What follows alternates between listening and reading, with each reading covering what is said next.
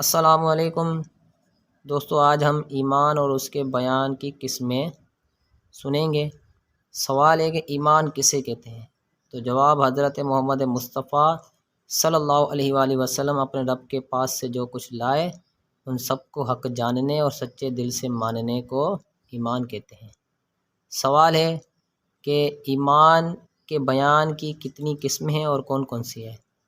تو جواب، ایمان کے بیان کی 2 قسمیں ہیں اور وہ یہ ہیں: ایمان مجمل اور ایمان مفصل۔ اب سوال ہے کہ ایمان مجمل کسے کہتے ہیں؟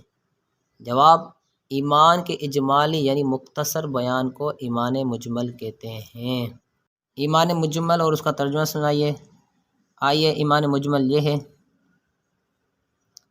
آمنت باللہ کما ہوا باسمائہ وصفاتہ وقبلت جمیع احکامہ اقرار باللسان وتصدیق بالقلب۔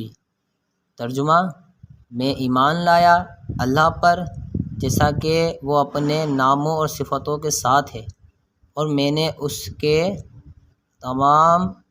تمام احکام قبول کیے، زبان سے اقرار کرتے ہوئے اور دل سے تصدیق کرتے ہوئے۔ اب سوال ہے کہ ایمان مفصل کسے کہتے ہیں؟ جواب، ایمان کے تفصیلی بیان کو ایمان مفصل کہتے ہیں۔ ایمان مفصل اور اس کا ترجمہ سنائیے۔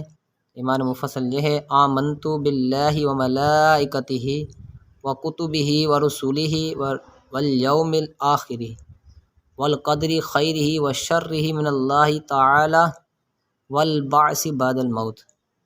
ترجمہ سماعت فرمائیے۔ میں ایمان لایا اللہ پر، اس کے فرشتوں پر، اور اس کی کتابوں پر، اور اس کے رسولوں پر، اور قیامت کے دن پر، اور اس پر کہ اچھی و بری تقدیر اللہ کی طرف سے اور موت کے بعد اٹھائے جانے پر۔